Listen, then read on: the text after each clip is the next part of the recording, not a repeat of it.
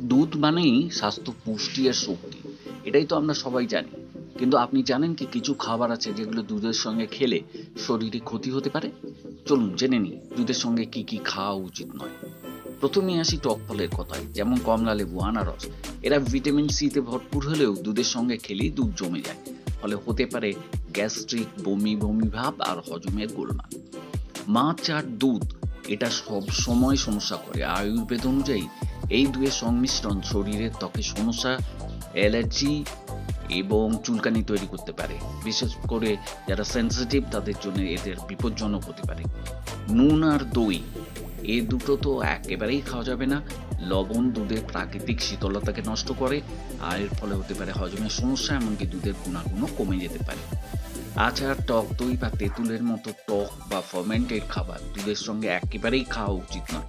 এতে শরীরে টক্সিন তৈরি হতে পারে আর হজমের সমস্যা বেড়ে যায়। সবচেয়ে গুরুত্বপূর্ণ বিষয়, কিছু ওষুধ যেমন ক্যালসিয়াম ব্লকার বা আয়রন সাপ্লিমেন্ট দুধের সঙ্গে খেলে শরীরে ঠিকমতো পোষণ হয় না। তাই যে কোনো ওষুধ দুধের সঙ্গে খাবার আগে অবশ্যই চিকিৎসকের পরামর্শ নিন। দুধ আমাদের শরীরের জন্য উপকারী, তবে ভুল খাবারের সঙ্গে নয়। আজ যা জানলেন সেটা আপনার পরিবারের সঙ্গেও শেয়ার করুন। ভিডিও ভালো লাগলে লাইক করুন, কমেন্ট করুন আর আমাদের চ্যানেলটা সাবস্ক্রাইব করতে ভুলবেন না।